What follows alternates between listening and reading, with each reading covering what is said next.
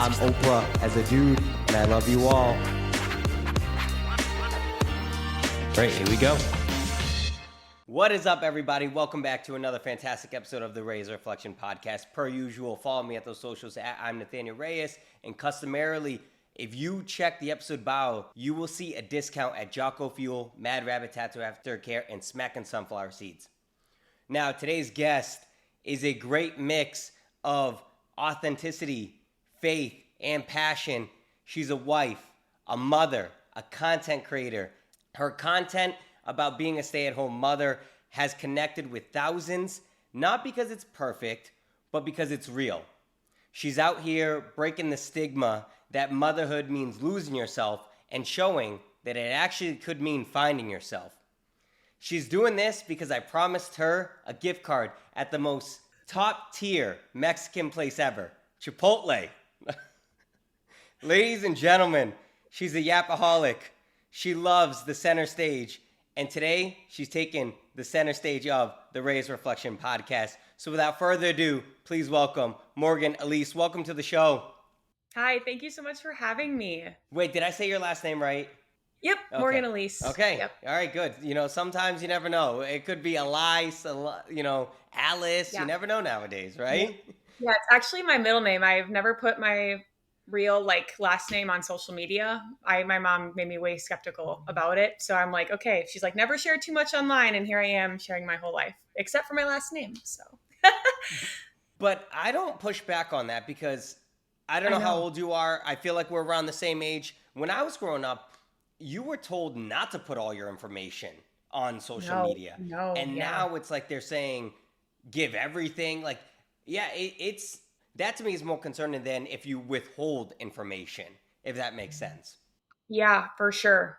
I didn't have a lot of, I didn't really have, Facebook came out, I think when I was in middle school or something. And, I made one secretly and my mom lost her mind when she found out. She was like, someone's going to find out where you go to school and they're going to get you in their car and you're going to be abducted. And I was like, oh my gosh. And nowadays it's just, that's one thing too with, my content. My husband and I talked about it, and AI is cool. And it's the advancement in technology is great, but it's also scary. And there's a lot of scary things on the internet. And that's one of the reasons that we don't show our children or our son, but we plan to have more children, but share his face on social media or on the internet. My parents have pictures and stuff, but my whole family is under the understanding. And if we have friends, they're hanging out and we're doing pictures, they always cover his face and everyone's really respectful of it. So it's been great. Well, you brought up that AI scares you, which was going to be one of the things I touched up on. It freaks me out too, because I feel like when we grew up, it was shown that technology could get so advanced to the point where it's scary and it overtakes day-to-day life. And I feel like we're not too far off from that. Yeah. I jokingly all the time, people say, oh, why don't you use AI for this? Why don't you use AI for that? And why don't you download ChatGPT? And I'm like, I've seen iRobot. I know how this ends. I'm fine with reading a book.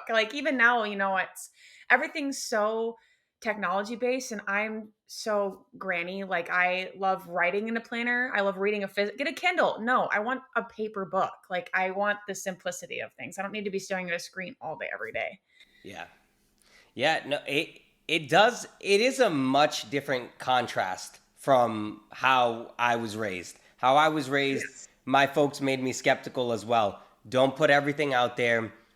Keep some things private. And I feel like you do a good balance of that. I did notice that, and that was one of the questions I wanted to touch up on, is that you really don't show pictures of your son out there for the public to see, which some people would view that as odd and weird.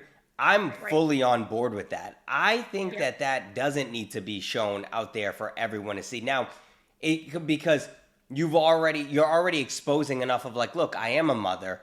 I do have a son. I feel like that there needs to be a healthy balance. There needs to be. Well, yeah. And one thing that I never realized is, I shouldn't say realized, but one thing I've become more aware of with not only posting more of my life on social media, but also just being a mom, is how many people are if I do something differently, I don't want to say offended is the word, but I mean, maybe it is. They're bothered by what I do or how, anything that you make, you're never going to please everybody. And there's always at least one person that has something to say. And sometimes what they have to say is not very nice. And they actually like will say something about my child. And I'm like, that's scary and that's weird. And there's a lot of more than I shouldn't say a lot, but there's more than you would think of people that are like, oh, well, like, I hope your son realizes how terrible this is. And all, it's like, it's sad. It's really sad. But that's also like, for me, I'm not going to, there's certain issues, like where I don't think the silence is the answer. I think certain topics need to be talked about. And so while it's not always comfortable and people are obviously going to disagree, like, we should be able to say things and live our lives without the fear of judgment of others. But that's just unfortunately the world that we live in, and now it's just more accessible because of technology, and if you choose to share however much of your life online. So Oh, for sure, right? Like, I feel like we want to act like that we are civilized and we want to act like that we wouldn't say heinous things. But I find that, especially in today's climate, the minute you say anything of a different opinion, someone is going to, and it's not everybody, I'm trying to choose my words carefully, but someone is going to go ahead and then take it and say crazy things. Like, I'm not even, I wouldn't even consider myself a big creator. And the amount of crazy things that I've received, I'm like, okay, this is, whoa. Now, obviously, and we'll get into it in this conversation, but obviously my faith makes me believe in things that are bigger than what any person can say or do to me. But yeah. man, I'm not gonna lie. Sometimes it stings. Sometimes I'm like, oh man, like I try to be a likable person. I try to be nice. I try to see everybody's point of view. But sometimes I'm like, where's this coming from? And oftentimes it's clearly an insecurity within themselves, right? Like they are not happy with where they are at in life. And that's just something that I try to kind of rest my head on, is that clearly they're unhappy with something. Yeah. And so I am okay, right? Like the amount of times I hear from somebody saying, oh, another lame podcast, whatever. Yeah. I then take it as, okay, maybe you wanted to try it at one point in your life. You didn't take that step. So now you're just projecting onto me. Cool. That's your MO. But Yep. I'm going to keep doing it. I've had people say that stuff to me. I've had people say it's terrible. I've had people say that the logo sucks. Like, and I'm not even a big time creator. I'm not like this Right. massive guy. But I've had people who want to form opinions about me, or they'll hear one clip and they'll say, oh, I heard this episode. Oh, you must believe this. You must believe that. And I'm like, if you want to form an opinion on me without even really having a conversation with me, getting to know me, cool. I can't change that. Clearly, I can't. And I feel like there's a large grouping of people that no matter what you say, they're just going to push back and try to fight.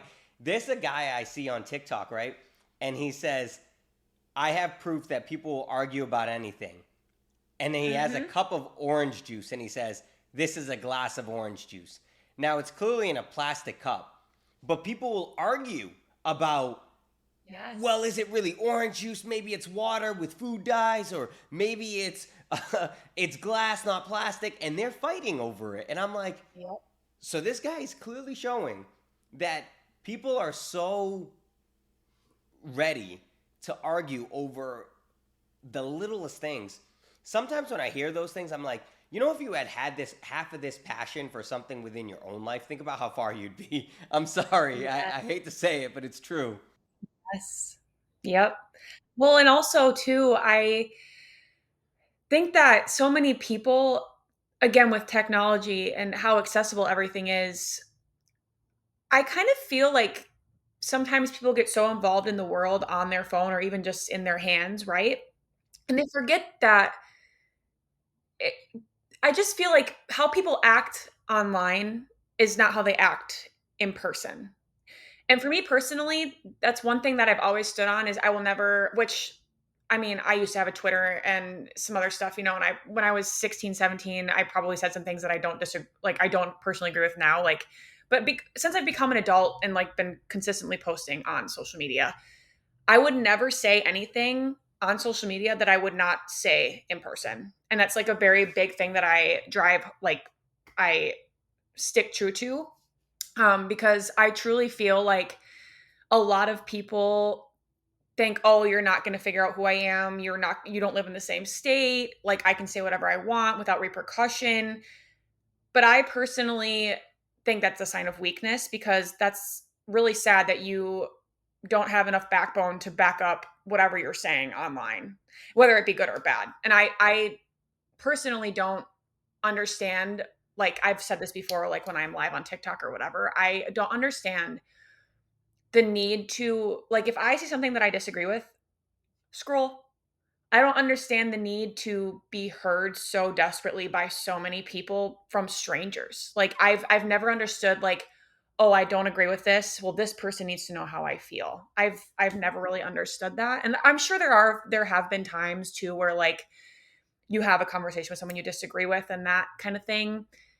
And like you said, I'm Christian, I believe in God, and for a while it was well, I'm really passionate about this, and I want to have a conversation. I don't like arguing. I like having a conversation, but some people, when you disagree with them and you kind of just ask them questions, or you challenge their belief and their thought process, even, first of all, a lot of them just go straight to insults because they realize that they don't really have something to stand on, and then they also think it's an argument. It's I'm not trying to argue with you. I'm simply just picking why you think this and trying to understand why. And I'm sorry that you think that that's offensive, but um I've never understood the need to be heard. I've never seen someone online and been I disagree with this so deeply that I want to leave a comment to a stranger whose my comment won't matter to them, and how they respond won't matter to me in my actual life. So again, with social media, I think people just have this really big "but what about me"ism going on right now. So, And it's cowardice, right? The amount of people that are random no names that will make up these accounts so that yes. way they can feel like they one-upped you and got you and broke you down, or whatever the case may be. It's cowardice, because you brought up an excellent point. 90% of the things these people say online, they would never say to your face if you were walking down the street. And I come from a background where my father used to say things to me like, your word is your bond. What you say, you have to mean. Yes. Stand on it. Yes. So I've always been the type of person that means what I say. If I say it, I mean it. Now, I might say it in a sarcastic way, so that way it can be diminished and defused. Right. But I mean what I say. And luckily, I have friends and family that know that I'm being sarcastic. So it's funny when if I'm in a group setting and somebody says something and I may disagree with it, I may say something satirically, but my friends and family were like, yeah, you meant what you said, didn't you? And I was like, of course I did. That's the type of person that I am. I mean what I say. And I feel like social media gives people the out, and they just do it with these fake profiles and these fallacies of insults. You brought up a great point even with that. I'm very similar to you. If I disagree with someone, or if I have an opposing view, all I ask is, where did you get that? That's Right. all I want to know. Because a lot of things that I believe in my day-to-day life, I've either have had personal experience with it, or I've seen somebody close hand struggle with XYZ. I feel like there's so many people that I've come across in my life and on social media that don't really have the struggle that they're trying to fabricate within their minds. And then they make it into this big deal that it ends up not really affecting them, but they want to make it affect them. It's that ism that you said, right? Yep. And Yep. and you can break it down to evolutionary, right? Evolutionarily, if 400 years ago, people like your husband and myself would have to go hunt saber-toothed tigers and woolly mammoths to eat. Right. And Right. so therefore, we would have to do that, and that was a struggle. and you would have to take care of the kids, and you would have to, and if we didn't come home with food, the family didn't eat, and it was a struggle. I feel like with now, with everything being so easily accessible, it's almost like we Yes. don't really have that much struggle. So these people try to create struggle within their minds. Right. And I don't know. I say that as a person who comes from a background of being poor, mixed race. And whenever I say that, people go, "How dare you?" And I'm like, what struggle am I having? I don't deal with certain things that happened 60, 70 years ago. Like I don't live that life. So why am I Right. so brutally offended by it now? I don't know. But that's just me personally. That's me personally. Right. Well, two things on that too. I used to be a person where if I did feel strongly about something, I'd want to share my opinion. And there comes a point where, you know, you A have to realize, okay, who am I talking to? And B, I at some point you have to just kind of do a little assessment and be like, I could easily have a conversation about our disagreements with this person, but they're already just not willing to be open and hear.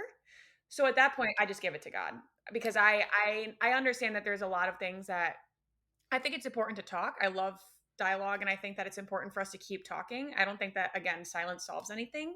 However, at some point you have to kind of there's certain situations where you just kind of have to realize this isn't even worth my breath and I just have to let God take care of it. Second, talking about just everything being so easily accessible, I am a firm believer that the human body was never meant to be A, this sedentary, but B, this exposed. That's like a big thing that I talk about with my husband, and why so many of us are stressed and so in a weird way, like we're stressed about our phones, but we can't put them down. And I think it's just because our minds are so wired to the exposure because it's new to the human mind, right? I mean, obviously, it's not new if you've been growing up with technology your whole life, but I mean, 50 years ago, you didn't know what your best friend was doing every single night at 7 o'clock. You didn't know what someone over in China across the world was eating for breakfast. You didn't hear about the news in Australia. You never knew about any of these things daily, constantly, all the time. Like it's so taxing on the brain, but our brains are also so fascinated by it because it's so new. Yeah. Yeah. I was having this conversation in a previous podcast with another person. When I grew up, if you and I went to the same middle school, let's say you moved to Pennsylvania, I never saw you again. That was it. Right. Never saw Right. you again. Arrivederci. I hope you had a good life. I hope everything's okay. But I never Right. saw you again. Now it's like these kids know people from China. They know people from Cambodia. They know people from Right. all over Tajikistan. They know people from all over the globe. And I'm like, whoa, whoa, whoa, wait a minute. That might be a little too exposed because naturally we are meant to be in a tribe and we are meant to be, communal. Yeah. Yeah. But yeah, I just feel like you're right. It's way too exposed. But you're right. It's like we're almost at a point where we're in this power struggle where people like you and myself, we still like that old fashioned life, but we also Yes. can't completely dismiss all the future that's coming Correct. towards us because we'll be left in the dust if that happens. It's Well, like a weird it's dynamic. yeah, and this is a topic that my husband and I talk about constantly because my parents are older. Like my mom had me at 38, so I didn't have like younger kind of with the time parents. My parents were a little bit more strict, and which I'm very grateful for now, and I think it's helped me become the person I am. But my husband and I constantly talk about this because we don't want our son having a cell phone, and if he does have a cell phone, it's going to be a flip phone. We don't want him overly exposed because we've looked at the studies, the research, everything about, especially now coming out with people that have had access to technology or even social media since a very young age. It's mentally declining, like their health is declining. The children in our country, and it's terrible. And but we talk about this, and it's how do we instill these values and raise our son in a way that we think is best for him, but also are we raising him for a world that's just not even going to exist anymore? I mean, our parents, Wow. is my son literally going to be the only person of his age group that doesn't have a cell phone from few and far between. You know, how many parents are in my situation where they're realizing the harm and they're actually taking the initiative to say, no, we're not doing this. Yes, we are doing this. Or are they just conforming and going with the rest of everyone else because they don't I mean, I don't want my son to feel left out. I don't want him to get made fun of because we're old fashioned or whatever, you know? But at the same time, it's I want to prepare him and set him up for success in the world. But how can I do that when I don't, you know, where is the world even going to be when he's my age? So, it's something that we talk about all the time and have to kind of, you know, sit on because it's scary. And let go and let God, right? Because Right. I 100% agree with you. As a father myself, I wrestle with that. Do I want her to be made fun of? If Yeah. all her friends are on their phones and she's the only one not having a phone, that almost sets her up. But at the same time, God has chosen me to protect her and Mhm. to guide her in the appropriate way. So it's really, really stressful to think about. And that's a situation where, I feel like you and I are in the same boat. We just got to let go and let God, right? We have to Yes. let God take the wheel and trust that He has a plan, because I can sit here till I'm blue in the face and say, yeah, I'm mentally strong enough that I don't care if she gets picked on. But Yep. will I be saying that when I see her crying every single day? Will I be saying that if I see her, breaking down? So some backstory behind me: I coach high school for volleyball, varsity, and it's insane to me to listen. One of them were saying that they were having a sleepover or something, and I said, "Oh, what do you do? Paint each other's nails, talk about boys, whatever." And they go, "No, we all look at our phones, look at TikTok, see what's funny, and then we say, hey, look." I'm like, wow, what a far cry from when I used to grow up. I feel like when I used to grow Right. up, when I had sleepovers with my friends, it was laughing, talking about girls we had crushes on, pranks, playing kick the can. Like that Oh, I was love my singing. grown that was my sleepover. Now Yeah. it's like these kids don't even know what I'm talking about. I'll say that, and these kids are Mhm. saying brain rot things to me. They're saying honestly stupid things that I'm like, this means nothing to me. Like, and the things that they pick on each other with, it's insane, right? Like, Wow. I was wearing black Nike high top socks, right? And I say high tops, but a little bit above my ankles. And they go, Coach, the style is all white socks. I got to level with you, Morgan. I said, listen, when you get to my age, you don't give a you know what about Yeah. socks another person is wearing. I'm sorry, you really don't. And like, No. I don't care. I don't care. And but like to them, that if you don't have white Nike socks, you're not cool. I'm like, what? Right. Wow. I mean, hopefully I can raise my daughter into that. That is like, she's so mentally strong that she doesn't care. But the reality of Right. it is that we're human, and as we referenced earlier in the podcast, even me, I like to think I'm mentally strong with a tough skin. I sometimes get irked by some comments. Yeah. So Of course. so what's to say she's not going to get that feeling on a day to day if she keeps constantly receiving it? But you're Right. right. Like, studies have shown that there's a massive, massive growth of mental health issues because these Yep. kids are exposed to phones. So it's like there's parents like us who want to, swim away from Yeah. everybody swimming this. Everybody's zigging. We want to zag, Yeah.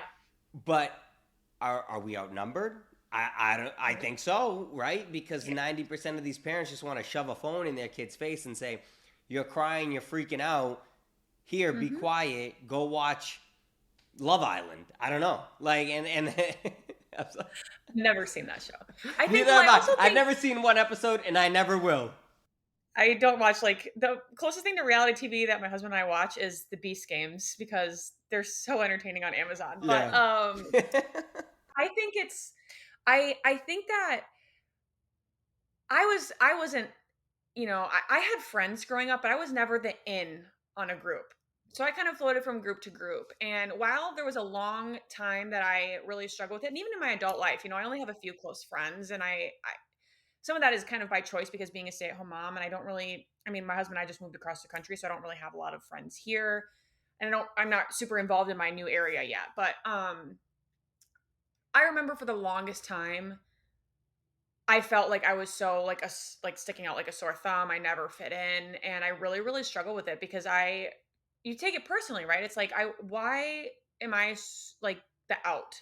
How come I'm like never in the group, or the first person that is invited, or that kind of stuff. But now that I'm an adult, I think that was also God's plan for me because I sometimes I'll just be walking in a grocery store or at the mall, and you see everybody dressing the same, looking the same, and all this stuff. And it's just like I have no desire to be just like everybody else. Like I have I serious I like genuinely have no desire to change anything about myself to conform to anything unless it's for my like I would change for myself. I would never change how I dress or change how I think or anything like that. And I really hope that I can instill that into my son because while it's hard when you're in school and you're younger and you're trying to figure things out, I I seriously am just so I think individuality, especially now, is few and far between. It's and that's sad because it's like you're I feel like with the cell phones especially, it's like you're taking away the human like experience of life. Like you're like our lives are in our phones and there's so much more life outside of the phone and it's sad. It's really sad. Like you said with the sleepovers, I don't want my kid sleeping over at his friend's house and all we're doing is sitting and scrolling. I want them, putting whipped cream in the whoever falls asleep's hand first and doing stuff like that and laughing till 3 o'clock in the morning and me saying go to bed, like I want him to have those experiences. So I'm just hoping that we aren't in the minority. I'm hoping that as time progresses that there are more people and parents specifically that are more and more aware of how much life we're missing out by living on our phones. Yeah. It's like they're detached from reality almost, and we just got to Yes. do the best we can to keep that level of reality, right? Because what's on your phone is not reality, right? Like you're Right. virtually experiencing these things, right? When you see a TikTok about someone going to Cabo, like that's not you there. You're not there. Yeah, Go like exactly. and so it's like to me I'm like, yes, it's beautiful. I'm not going to lie, the aesthetic, Yeah. the view is gorgeous, but heck I want to experience that. Like what is like I don't know. Like I don't understand the need for it. And maybe that's just because we didn't grow up in that era, right? Like Right. I'm not big into it. I try, but like to me, I would prefer catching up with my friends that I've known since I was 10 years old and laughing and acting like 10-year-olds again. I don't Right. care too much about everything that's on social media, but the caveat to that is it does help create opportunities like this, right? Like I would have never gotten to meet you Right. and understood that you're also down to earth and understood that there are people who think similarly to me in that Yeah. realm as well. So Well, it's it because no one's talking about it in person. yeah, Nobody's you're having those right. conversations. You're right. Yeah. Yeah. No, it's I don't, honestly, it's puzzling. I don't know if there's a solution, but like you said, Right. I hope there will be some sort of I don't want to say just stopping everything, but that there will be some sort of like leveling level of Right. like I feel like we're here right now. I feel like Yeah. once we steady this storm, I think I'm hoping. yeah, I'm praying. yeah, So, that's all we can do is let go and let God. So yeah, truly. you're a big coffee drinker. I've got mine. I am. How many cups of coffee have you had today? I've only actually had one. I'm having a Coca-Cola right now, but Okay. I normally drink coffee every day. Big I caffeine, like big caffeine girl, or Yeah, yeah. yeah. I actually just made a video last week, and it's the voiceover. I think it's Chloe Kardashian or something, and it's her audio saying, "I never said it was healthy. It's just how I cope with things." And I said when people try to talk to me about my caffeine consumption, because I I've been drinking coffee forever. Like I was 16 years old drinking black coffee, so I love it, and I'm 27 now, so I drink a lot of coffee, and especially with being a mom, it's my like one little like in the morning, my son's super snuggly and cute when he wakes up and like he's eating breakfast and I make the coffee. And it's like that first sip. It's just like, oh yeah, like this is a good start to my day. So, Yeah, I'm with you. I feel like I definitely had to dial back just because I oh went to yeah, the doctors and they were like, your blood pressure or something like that is through the roof. And they were like, mhm. what's your day to day look like? I don't advise anybody do my diet. Um, I drink tons of caffeine, Yeah, coffee, same. energy drinks, diet cokes, tons of caffeine all throughout the day. Liter of water. I'll do that as well. Yeah. And then I don't eat until dinner. Like that is my Oh one gosh. big meal. I know, and it's so bad because so obviously I don't do this 100% for work. I'm trying to, but I'm also a personal trainer. And so Oh, same. no way. So yeah, I did see that you're big in fitness and we'll get into that, but Yeah. I I here I am telling all my clients, "Hey, get in shape, eat right." Luckily, it's at a point where they know and they're like they know that hey, listen, coach is saying this, that doesn't mean I need to do it. Um Right. but yeah, no, my diet is it's not the best admittedly for someone who's big into fitness. Yeah. I think mine is dialed back. So I'm not sure if you're familiar with the 75 hard, that Yeah. workout Yep. challenge or whatever. I Yep. actually was on day 69 when I found out that I was pregnant. Oh dang. So I had morning sickness so bad and I thought that I had food poisoning.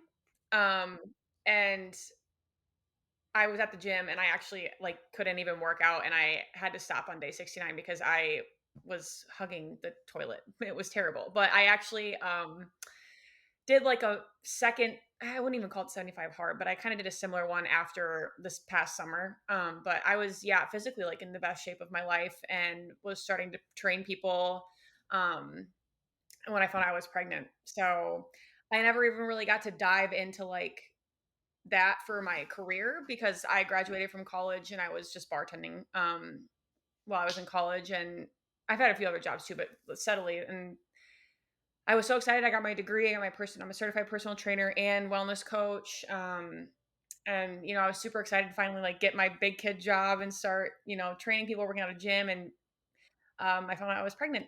So I think honestly, I'm really happy everything worked out the way that it did. My husband and I, it wasn't like an accident. We weren't like trying, we weren't preventing. It was like, hey, if I get pregnant, I get pregnant. We were happy about it. And I'm actually like a really big advocate now for like you can always start your career. You can't always have children. Like, Yes. I mean, as a woman, you can adopt, you can foster, obviously, if you're blessed enough to, like be able to have children and you want children. My like one regret is that I didn't have him sooner. And it's not because it's easy. It's not because um for any other reason beyond the fact of it, and I'm happy obviously everything worked out. Like it's God's plan. But I want like 10 now. And you can't, biology, like, why is it's like, okay, well, mathematically, if I have a kid like every year or two, I'm not sure how much, like, if 10 is like gonna make it kind of thing, But I think that it's obviously hard for me as a like stay at home mom. You don't get a lot of time for yourself. And there are days where it is hard. And, I will look at my husband, admittedly, and just say, I wish I could do this. I miss when I was able to do that. And it's not talked about enough. I think about people want to have their life the way it was before they have a child. Like, I want my life to look after I'm done being pregnant and I'm through the newborn phase or through the toddler phase. I want my life to go back to how it was before I was pregnant because it was great. Like just for example. But what you have to understand is like that's just not possible. And so you have to find this balance of being able to, wow, I appreciate that phase of my life. I loved this aspect of it. I loved this aspect of it. This is something I wanted to move on from, etc. And create a new life now that you've become a mom. And I think that there's just a really big I think it's more so portrayed in like social media or even celebrities. Like, the bounce back culture, I think, is so. What are you bouncing back from? I think it's ridiculous. You just grew a human being. Your body is physiologically, like structurally, your hips widen. Like it's changed. Like it's everything is new. And I wish that people talked about that more and embraced that more because it doesn't make it easy. Like it's not easier. It's just different. And that's okay. Sometimes I'm like, gosh, I wish I had more time for me to like start training people. And I wish that I had more time to work out. I wish that I didn't struggle so hard to get 10,000 steps in a day because my son is super needy right now. He just turned one, and he's really adventurous and exploring. And I feel like I can't take my eyes off him for a second. And there are times where it's hard and I'm like, I wish I could do this and that, but I wouldn't never like if you said to me like, "Oh, Morgan, guess what? Tomorrow you get to go like work at a gym and train people." I'd be like, "No, thank you." Like there's certain days where you want to do it, but if the opportunity fell on my lap tomorrow for someone to watch my kid and me to go I wouldn't. I wouldn't trade it for the world. I wouldn't. Yeah, you're right. Those phases, they're phases. So they don't last Exactly. forever. So, one of my closest friends that I was mentioning earlier that I've known since I was 10, he found out he's going to be a father back in July. And he asked me, he's like, hey, bro, do you have any advice for me? I'm like, dude, like my daughter just turned 8. I'm like, dude, I can't give you any advice other than enjoy every phase because everybody Yep. can throw a plan book at you. But I'm telling you right now, once you see that little munchkin, that plan book and that rule book goes out the window. But Yep. enjoy every single phase. That's the Yep. best advice I can give you because the crying and needing to feed at 2 in the morning doesn't last forever. And once it's Yep. done, it's done. And then Mhm.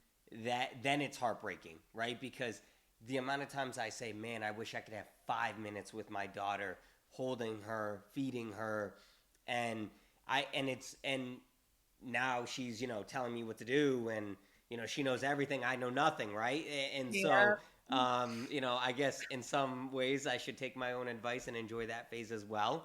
But no, I definitely understand that 100%. Your content does focus a lot at being a stay-at-home mom.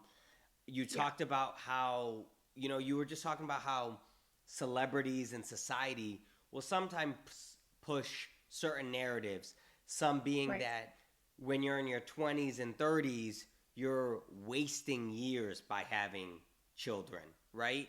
Yeah. And you nix that. You are firm in that, no, these are the Yep. best years to have a child. Why do you think so many people believe that narrative? And what's your message to help change people's perception on that message?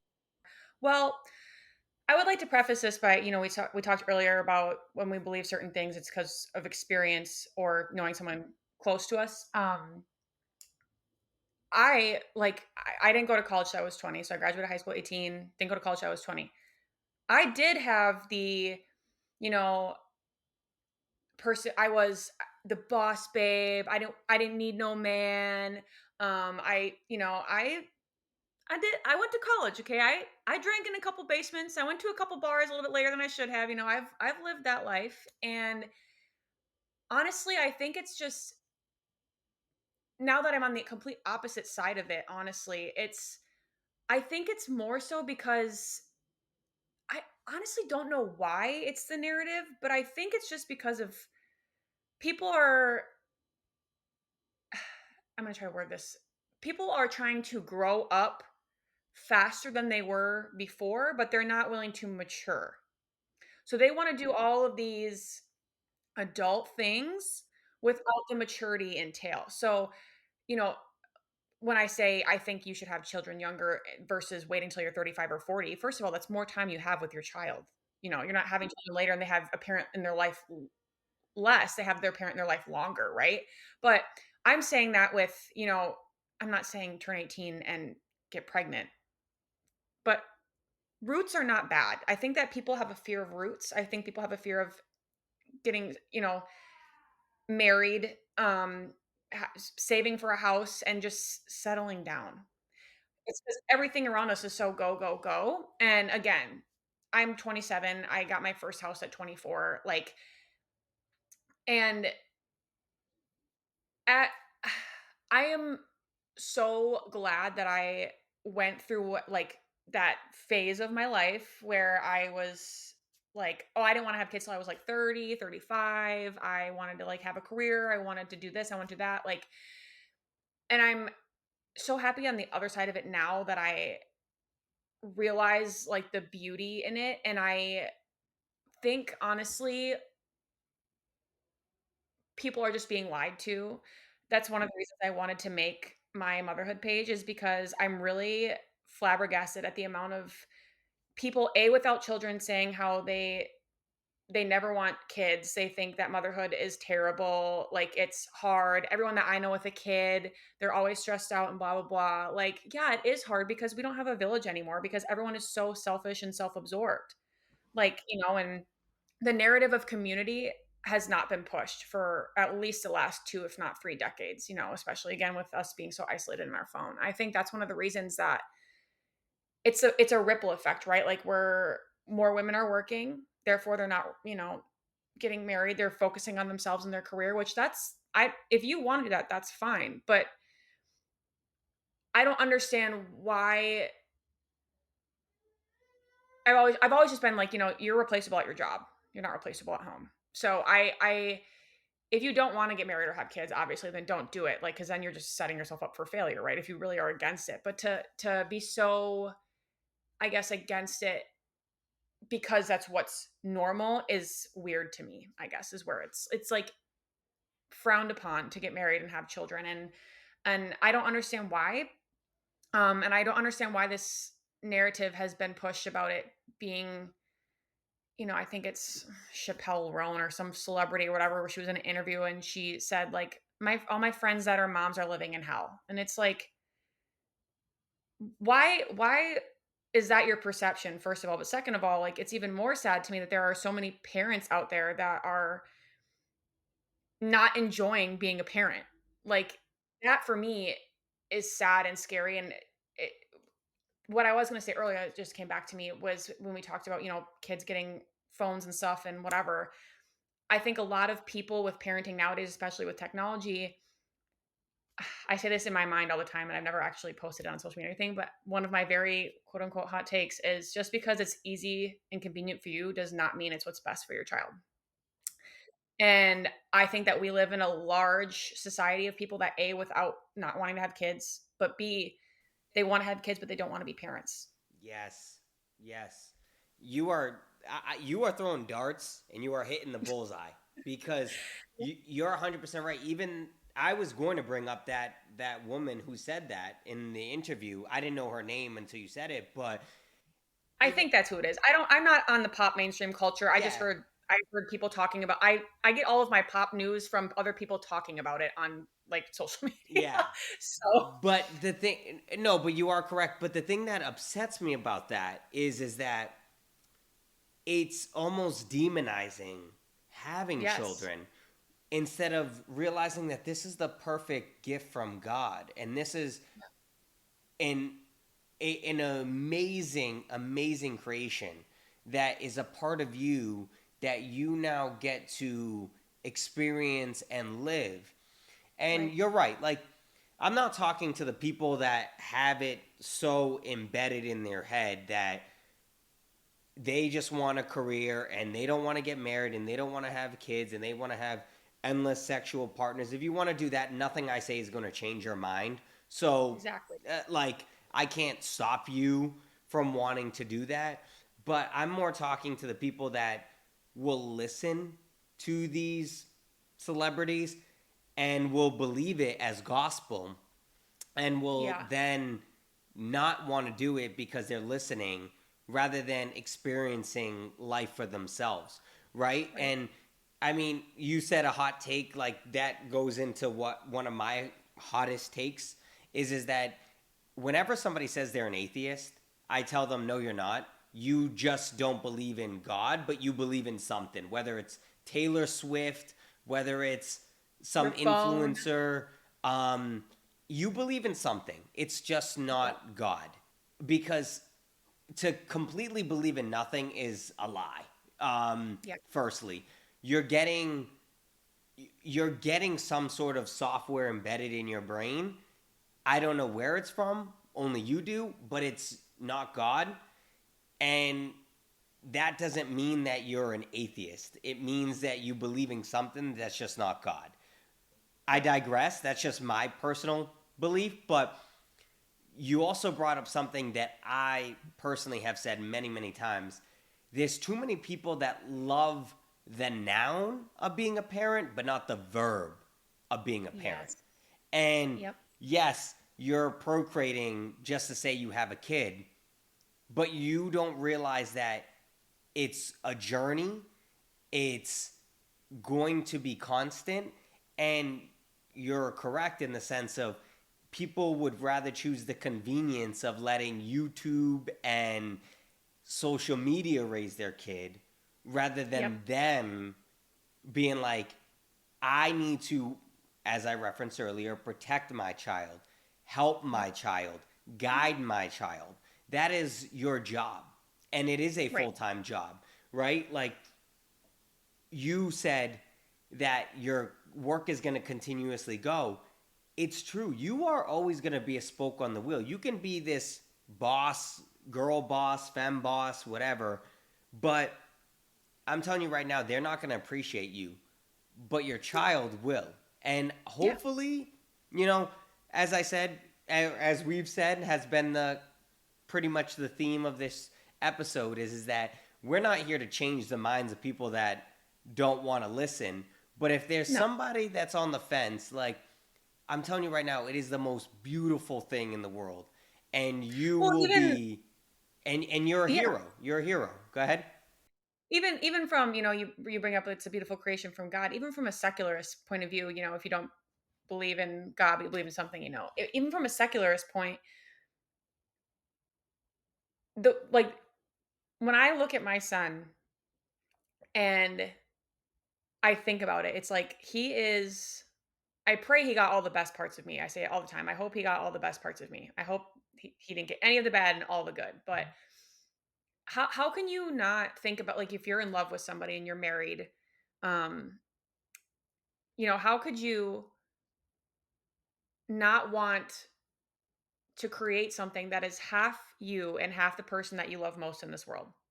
Like, how does that not just sound like the coolest thing? Well, granted, I obviously it's not easy and it's hard. That's probably why a lot of people are not doing it, because it is hard.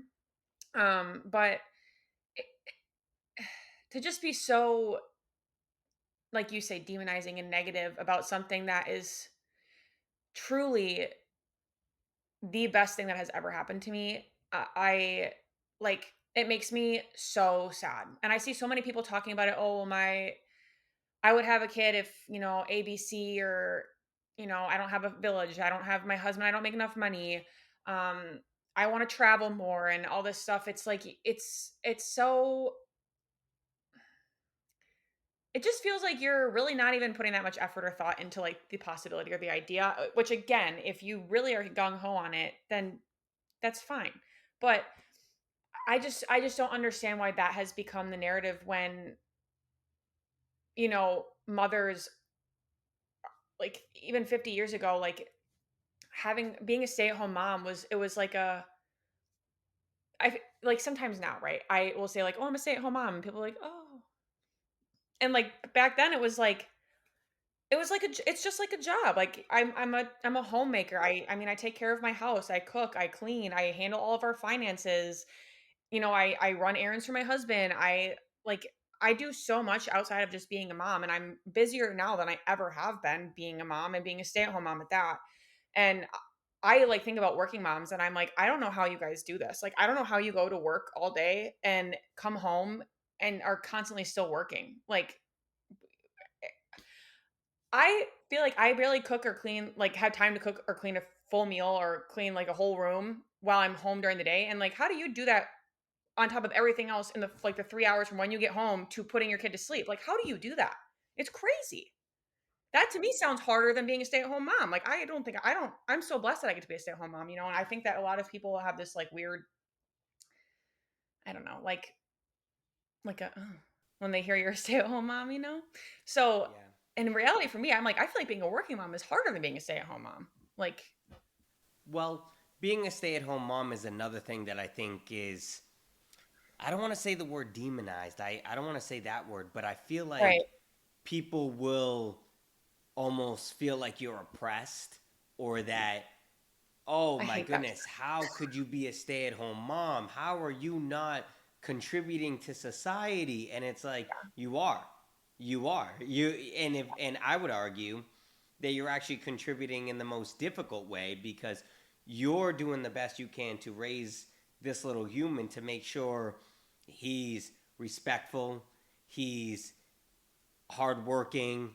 he's listening. Like, that to me is harder than just pawning your kids off to a school system and being like, here you go, you do it, you figure Yeah. it out, or a daycare. Right.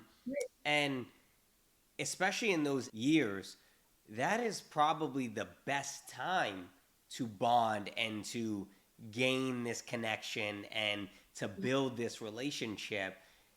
And so I would argue that it is a more taxing job.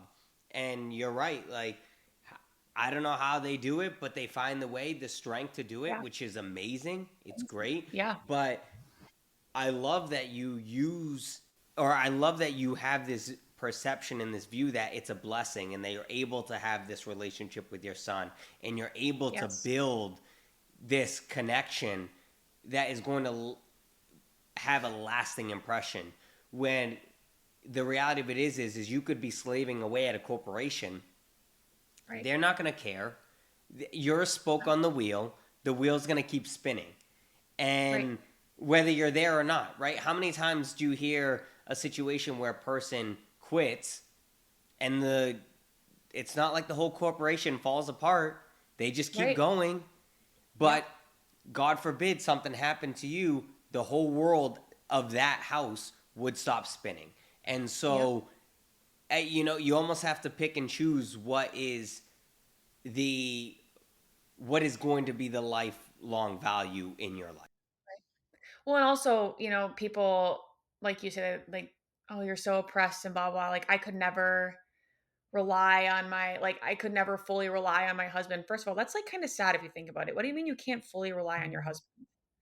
And second of all, I don't think that people understand how much they actually do rely on other people. I just rely on someone that actually has to care about me. You could never rely on a man to be a stay-at-home mom, but you rely on your boss to sign your check so you can pay your rent.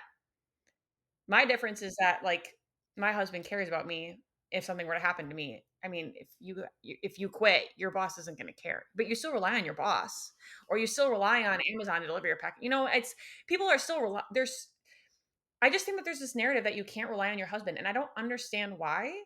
Like, that's a narrative, and it makes me again, this is coming from somebody who I was when my husband and I first got married, I was working full time. I was an independent woman. I was a boss babe, like, when we got married. So even the first like year or two of our we've been married for 4 or 5 years now, I think 4 or 5.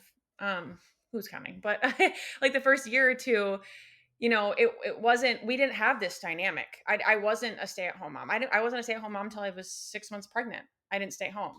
We never had this dynamic, and we split everything, and is what worked for us. And now we talked about when I got pregnant. I said to him, like, I'm staying at home if I get pregnant. And we had that conversation years ago. If I get pregnant, I'm staying at home. And we're still adjusting and figuring it out. It's not like we just went from having that whole dynamic for the past 5 years and it working to us like, oh, we're just going to completely change how we live our life and it works great. Like that's no, it's we're still in an adjustment period and it's been over 2 years, right? Like, so it, it's just sad though, like that I feel like a minority and it makes me sad because, and not even about just being a stay-at-home mom, but just being married and having a kid, um, by like 25 even, I feel like is so like jaw-dropping, and in reality, like it really shouldn't be. It should be praised more. It should be celebrated more.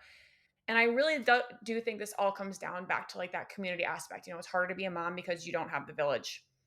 You don't get married as soon because you're not meeting people and you're not meeting the right people. You know, it's like, oh, well, I went to the bar last weekend and I didn't meet a guy. It's like, okay, why are you looking in the bar for like a good relationship for a person, or, you know, like, and it just makes me sad that like we've distanced ourselves from so many things that have been so beautiful and worked for hundreds of years as a society, if that makes Yeah. sense.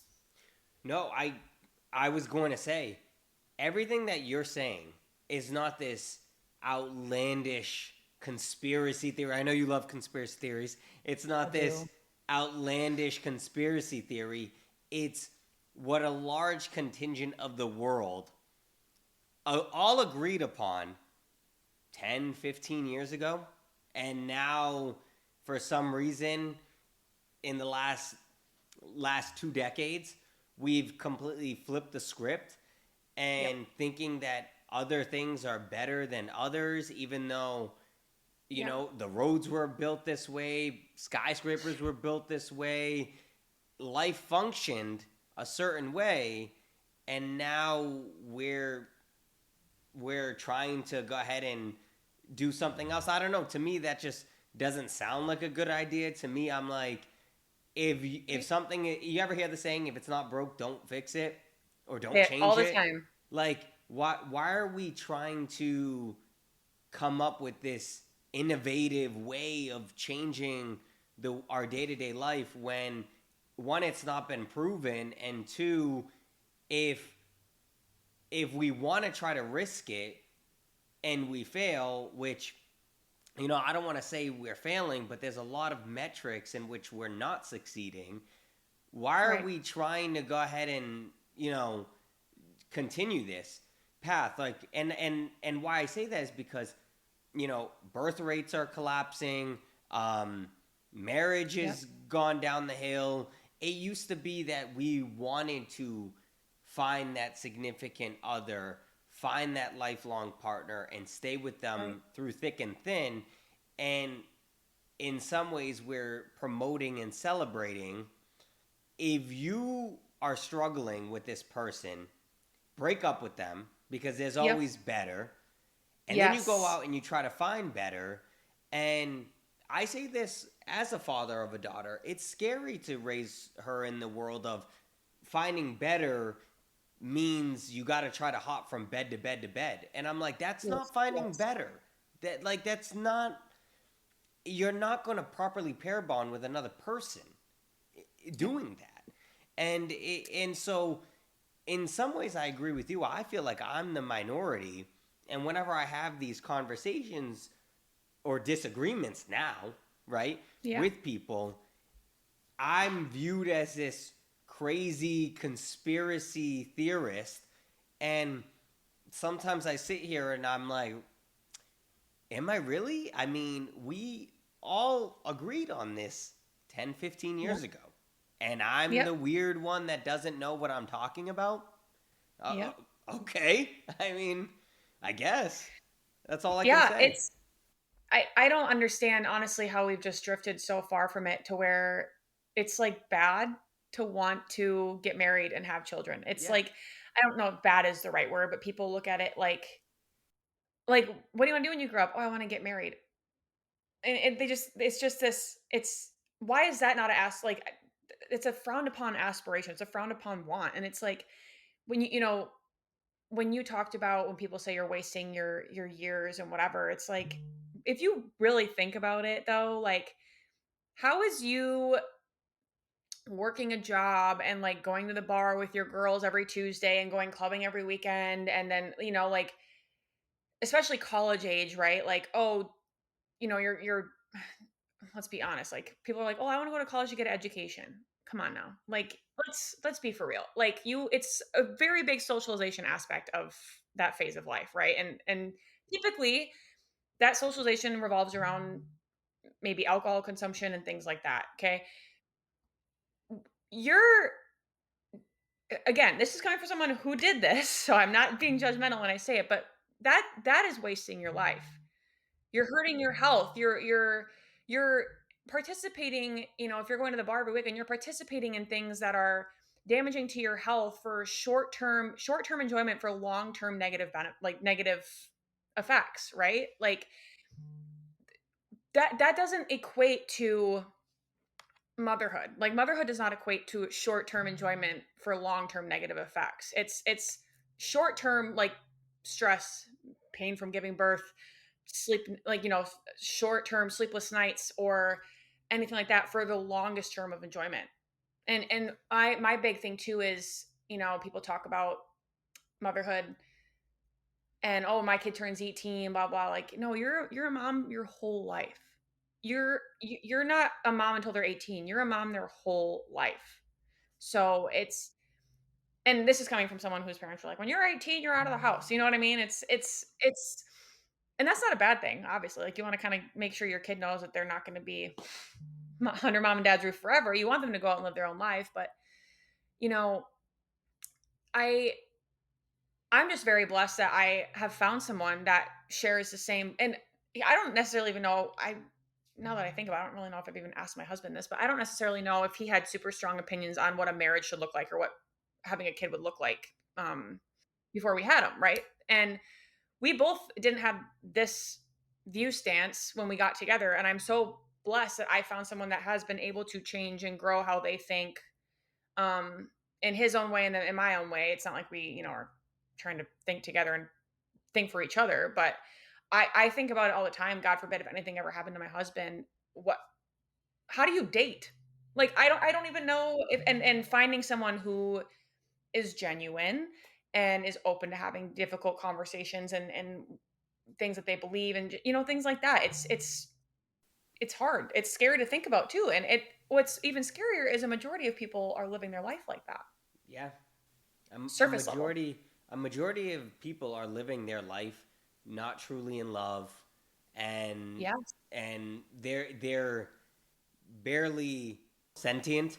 Yeah. They like, they are just kind of robotic going through the motions, and it's Yeah. it's super sad. It's super scary.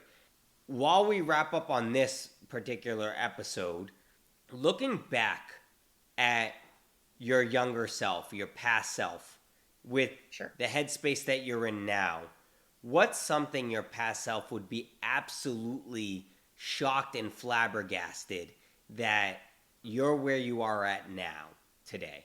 Um Honestly, I think a lot of my opinions. Okay. I heard this term to have strong opinions but hold them with a loose grip.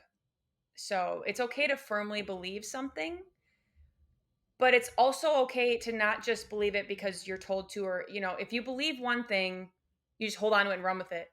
You know, that's something that I truly feel like we lack in that first couple years after you graduate high school is there's so many narratives being pushed. And the point of the human mind is to grow and expand. And it's okay to change your mind. It's okay to change your opinions. It's okay to think differently than you did before or think differently later. So I just think, honestly, like a lot of my views on religion, politics, my marriage dynamic, just all of these things that I was so far on one end of the pendulum have come I don't want to say completely swung the other way, but it's just, I'm a person where whenever I make a decision, I like to look at things from all angles, but it's always okay to reevaluate and relook at things. No, both, look at all angles before making a decision. So I honestly just think that a lot of my yeah, just my belief system, my morals and that kind of thing, like it's kind of hard to pinpoint one thing, but I basically just completely went to the opposite of how I lived my life about 7 years ago. So honestly, I think that would just be the most shocking. I guess I didn't really envision myself. I don't know. I guess I didn't really know what I would where 10 years ago. I didn't think of where I'd be now, but this wasn't it. But I'm happy it is. So Yeah. Yeah. No, I'm super happy you're at where you're at now. I thank you. feel Yeah, me like too. you have grown. I can feel it. I can see it. I can see that you are a light, a beacon of hope for a lot of people who potentially want to, you know, evolve as an individual. And so I think you're doing all the all the right stuff. I hope the algorithm starts to really push you out, because I feel like more people need to be exposed to your type of content than a lot of Thank the you. mindless stuff that is being displayed on a day-to-day basis. So yeah, I appreciate that you did this episode. I Yeah. hope that we can do another one, because again, I have a lot more things I want to get into. Yeah. Um, Definitely. but Can stick to the comps. yeah, no, please. This is like this type of candid conversation is exactly why I wanted to do this, because I feel like it shows the true side of people, and it Yes. shows these thought provoking, conversations and things that may make people want to scratch their head and be like, never really viewed it in that light. And so I hope that whoever listens to this episode can take what we're saying, maybe just test those waters. Right. And I'm not fully expecting to change people's minds, but I hope No. anybody who listens to what we talked about in this episode can reflect. That's why I named it this show, The Reyes Reflection, because I want people to be able to reflect on who they are as an individual and be able to say, never really thought of it like that. Wow, I didn't know that other people had this opinion, this view, Mhm. this way of thinking.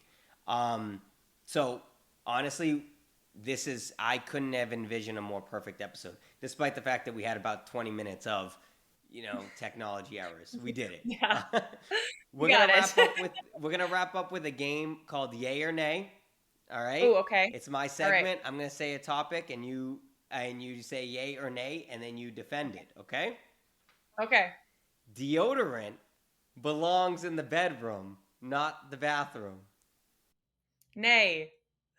I don't know where I got that from. Honestly, I think that's because my husband and I had this discussion. It is. It I is. posted Yeah. this video. Yeah. Yes, no, it's a nay because it goes on in the bathroom because after you get out of the shower. Yes. Yeah. But also, yeah, no, it's a nay. So when I was in high school, I had it in my bedroom. I had it on my dresser. But as I've gotten into adulthood, I've grown, which is the common theme of this episode. I apply it as soon as I'm done out of the shower. So Right. I'd be really curious to hear your husband's perspective as to how come it belongs in the bedroom. I'm curious. Because like after you get dressed, maybe? Or Maybe, if you yeah, put it on after you get dressed, but I he keeps it in his bedside table and I'm like, that's like where you keep a book or like pen and paper or something, like not right, deodorant. yeah, yeah. But like I said in this show, we hear everybody's opinion. We hear everything. Yeah. Saying no offense immediately makes the person prepared to be offended. Yay. Yeah. Yep. And just because you say no offense doesn't mean that it's not offensive, but at least your thought was there. I'm not trying to offend, I guess. But At least your heart was in the right place, right? Yeah. yeah. Yeah. Milk wouldn't have a career if cookies didn't exist. Hmm. I'd say nay because don't you make ice cream with milk? That is true. That is true. I think. I'm Mm-hmm. not quite sure. But You know, I'd say nay. yeah, milk is offended right now. Milk is like, what do you mean? I'm an ice cream, cheese. I'm a whole Oh yeah. category dairy. What do you mean? Yeah, milk is It depends on offended what right kind of now milk about this too. take. Yeah, it depends on what kind of milk too, because like gotta feed the kids. So That's right. yeah. Yeah, yeah, right. I just got off the phone with Milk. All right, Milk is right now coming calling in, and he's upset. I have to. I'm gonna Milk and I are gonna have a conversation about this right You're gonna have a afterward. cow on your front step here. That's right. Thanksgiving is an overlooked holiday because it is in between Halloween and Christmas.